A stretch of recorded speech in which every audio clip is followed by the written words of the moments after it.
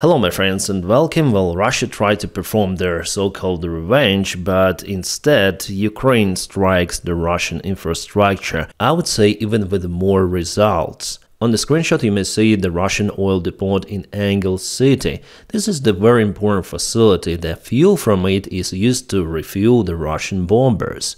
And you know, it was burning throughout the day and the fire still continues. Kind of the nice view on Saratov city of Russia, which is located pretty much far away from Ukraine. The fuel storage belongs to Crystal Rosreserve company and it stores the jet fuel. By the way, it's not the first time that this facility is burning. So we witnessed one more Ukrainian attempt to ground the Russian bombers. Before Russia moved those bombers from the Far East airfields to Angels, and they used those in their recent attack on Ukraine. But the number of the airplanes Russia launched was much smaller compared to the last time. Well, you probably know why there are not many airplanes. And this is what happened last night. Russia launched lots of the drones, cruise missiles and ballistic missiles. You might say that Kyiv was not the main target for the Russian strikes and most or all of the cruise missiles proceeded to the west. From the Black Sea, Russia launched just a single missile. Well, mostly the civilian infrastructure of Ukraine was hit. I cannot show you all of the images here, but I may say that 4 people were unalived, which makes this attack of Russia kind of the routine one, based on the resources they use for it, and I would say it's even smaller compared to what they launched the last week. Well, Russian propaganda already say that it's their response on the attack on their bombers, but the Russian Z community doesn't agree with that. They say it's the silly attack. Those bloody bastards even call Russia to use tactical nukes on Ukraine, but Putin will not use it. It is already understandable, and the Russian official propaganda says that it was the biggest strike ever, but the Russian Z community doesn't agree with that at all. Yeah, probably I can show you this image with light blur. This is Kyiv. And there the drone hit the civilian building. There were some of the firefighters on the place trying to eliminate the circumstance of the Russian strike, and there was unfortunately the second strike of the drone. 3 of the firefighters lost their lives. That's so-called response from Russia by the time Ukraine eliminates military infrastructure, their airplanes, Russia strikes civilians. And yeah, spiderweb operation also is the response of Ukraine on the Russian attacks, first of all. Alright, yesterday I've told you about this kaboom. The information was fresh by the time I was recording the video. This kaboom happened in Bryansk airfield. Bryansk is not really far away from Ukrainian border. According to the information published by the Austria source, and usually they provide us with detailed and truthful information, Russia lost Mi-35 helicopter as well as Mi-8 helicopter, which were parked at the apron of Bryansk airport by the time of the strike. Well, the information also coming from the Russian Emergency Ministry. They have their people there and they confirmed the Russian loss of Mi-8 and Mi-35. Mi-35 is damaged but will be written off, but Mi-8 completely burned down, they say. But at the same time, no casualties reported, so it means that Ukraine hits the Russian infrastructure facilities. The aim for Ukraine is to eliminate the military threat, not to terrorize the Russian society. But Putin already says otherwise. My friends, by the way, thank you so much for your kind support of my channel on Patreon and also membership. I know that we have lots of the patrons and members. I try to come out with new ideas with my content that I'll publish especially for you. And if you don't have the opportunity to support me financially, you may just press your huge like to this video and obviously subscribe for the channel, because by doing so you improve this video in YouTube algorithms. You tell YouTube that you like it and it goes further away and many people watch it. So thank you so much for it as well. By the way, we have the new images of the Kronstadt factory which Russia used to produce their Orion drones. So those are like Bayraktar drones of Ukraine, TB2, very similar for characteristics, and you may see multiple of the precise strikes conducted by Ukrainian drones. It's awesome, guys. They're so precise, my friends, just look at this, and drones hit right between those roof parts into the glass parts. Those rows of glass actually help to light up the room without using electricity even. And also this feature helped a lot for Ukrainian drones to get inside the factory. Well, maybe just this drone hit the roof itself, but the rest went inside. So Russia lost this facility, I may say. The building is out there, but what is inside totally burned down. Yeah, I would say at the night of the so-called Russian revenge, Russia has more losses than Ukraine, if we speak about infrastructural facilities that definitely matter for military. And yeah, Ukraine shut down lots of the missiles, most of them. By the way, the place which I showed you in Kiev is the ex-factory Bolshevik. Yeah, there was the factory before, but for a very long time, like for decades already, there is just market. It is Shulavka district, there is no any sort of the production, just the shop, big market. I know it because I used to study in National Aviation University of Kiev. This is very close actually to Shulavka, and I spent lots of the time there as well. And Bolshevik factory was closed even before I went to that university. So maybe Russia has old data, old information, but they hid absolutely everything. Yeah, sadly, a young Ukrainian couple, Mykola and Ivana, were unalive this morning because of the Russian strike. It happened very far away, actually, from the Russian border, close to the Polish border, western side of Ukraine. The Russian missile just hit the residential building. Their apartment was somewhere over there. So in Ukraine, it's not safe. It's not safe to be elsewhere, even very far away. Yeah, Russians are just barbarians. It's the terrorist state. And they call it their response. The last week they also unalived lots of the civilians, like I guess 8 after one of the big strikes. So yeah, Russians are just barbarians. I mean, the Russian government, Russian military.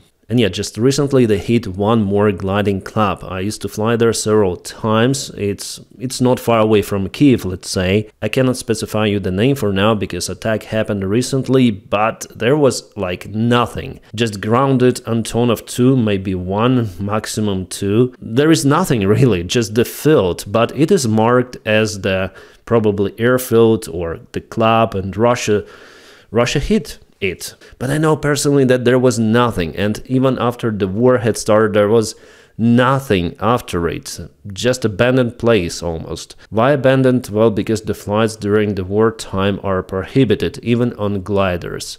It is understandable since Russia sends lots of the drones, so you shouldn't mistake those with other traffic. So I don't understand those Russian strikes because they hit just random places. Well, maybe some of the Russian general will present to Putin, oh, we demolished the airfield, but in fact it's not the airfield actually, it's just the field.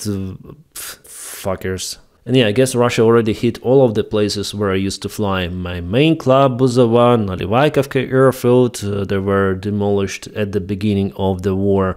I have the video about Buzova Air Club and the Russian fighter bomber Sukhoi 34, which crash-landed there and burst into pieces, into flames, into pieces, kind of awesome. They already targeted my club in Dnipropetrovsk Oblast. I used to fly there on a small airplane. They hit the airfield of the State Flight Academy, where I used to fly. They hit Zaporizhia airfield, where I did my base training on Antonov 26. Yeah, the only place is probably Borispol airfield that is definitely intact for now, because Ukraine has the air defense, I guess, close to Kiev, and I think Russia has different plans on that airport. Well, we'll see. For now, it's hard to understand their logic of their targets.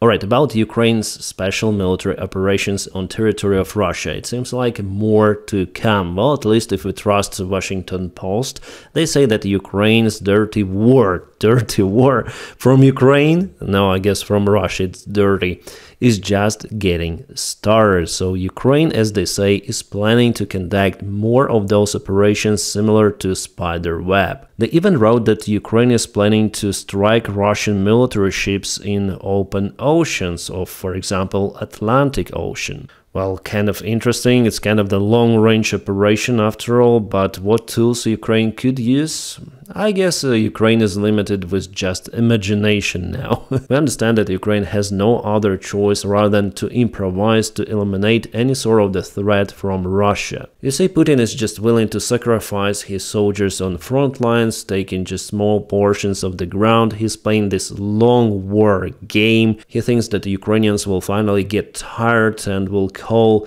Zelensky to resign or whatsoever. He wants to destabilize, like Putin wants to destabilize Ukrainian society from inside. That's his major goal, not actually taking the ground on the front lines. It's just his lever on pressing Ukraine, Ukrainian military, Ukrainian society. So Ukraine's job is to eliminate that lever, and it is only possible to achieve, on the battlefield, but also striking Russian infrastructure, like Ukraine did the last weekend, and no one expected that actually. There was the information that the Ukraine didn't share the plans even with the United States of America. Well, some say maybe that is why this operation was successful. Yeah, I think Putin he's still in shock. He wants actually to respond on that huge humiliation of his strategic aviation, basically his military, but he's out of the tools, there is no such military infrastructure of Ukraine which he could potentially hit for Russian Z patriots to say,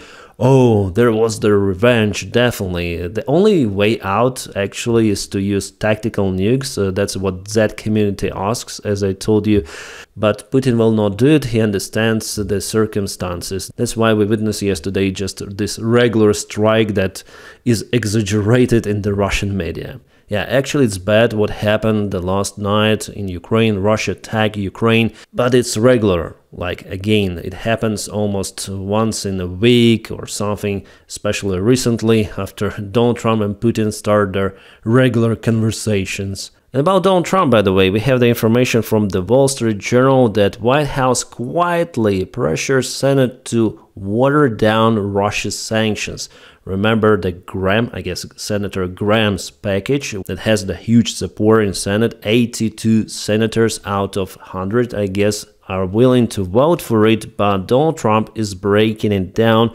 Moreover, he wants to influence this bill or project of the law by scaling down the sanctions which could be potentially applied on Russia, because Donald Trump, he loves Putin. I don't have the other explanation, my friends. Could it be Krasnov conspiracy theory? Well, I tend to believe now in absolutely everything. At least I cannot find the logic here. Why Donald Trump is so supportive towards Putin after what he's doing to Donald Trump personally, humiliating the guy openly. Like, Putin is just playing with Donald Trump. Trump is Putin's zombie or something. Yeah, definitely he was hypnotized by Putin, maybe because Trump could watch some of the Russian TV. This is crazy, guys. I have no words about it. Just my pure reaction for you, and you may come out with your outcome of why is it happening like that, why Donald Trump is so weak towards Russia. He is weak in general, but towards Russia and Putin especially.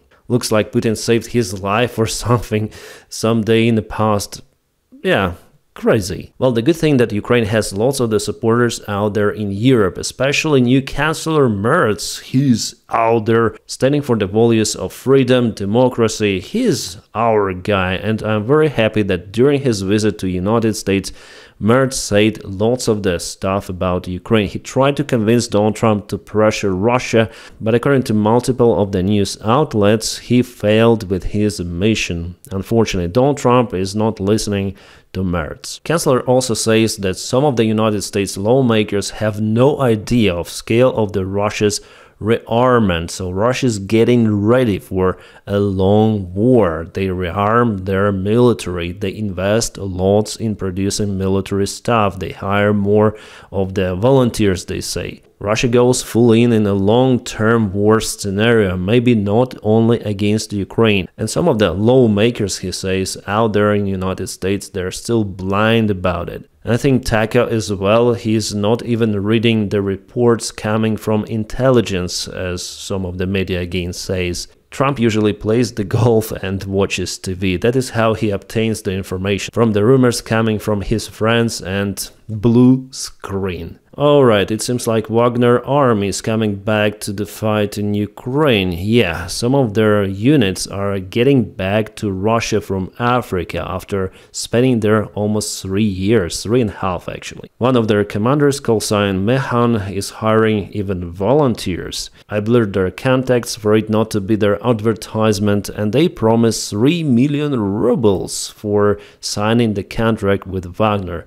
It's pretty much the same money which usually Russian obtains if he signs the contract with the regular Russian armed forces. They hire between 20 and 60 years old without chronic disease. So this unit, you may think that it's some sort of the elite unit, but no.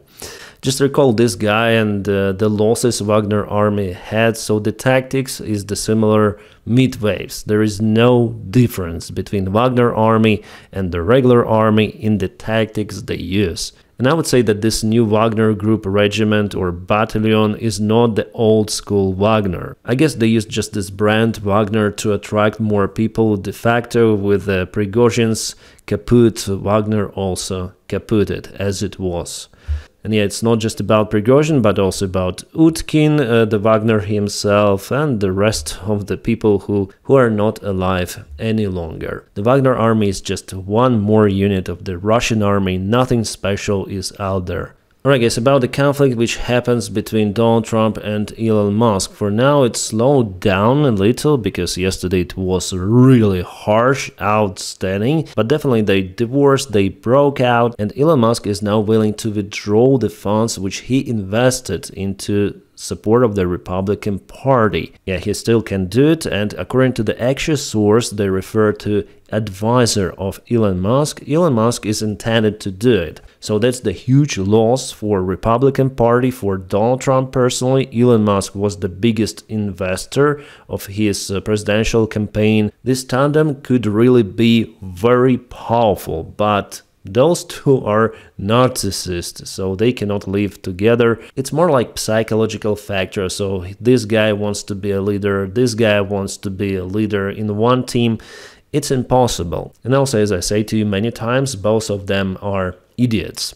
And that double ups everything, all of their bad features. Especially this one, I guess he is more idiot compared to Elon Musk, and actually Elon Musk has all of the chances to get rid of Trump. If he really wants, he might do it. He might support even the other party, Democratic one. You may say, oh, it's unreal, but actually he supported, I guess, Joe Biden during 2020 elections, and he supported Barack Obama, and just recently for a few years Elon Musk went totally to the right side, or to Republican side. And even further, was it done because of the influence of the substances he uses? Could be. But what I know, Elon Musk wants to reach more power. It is understandable, and he will use any sort of the levers to achieve it, even if it means to somehow replace Donald Trump, dismiss him. Because Elon, he still has the support from the Republican community, from MAGA also. There are tons of people who disappointed with Donald Trump and his policy. Lots of the people are losing their income by the time this idiot says that everything goes according to plan. So yeah, in the future elections, Republicans have very low chance to win. And if Elon Musk invests to the other side,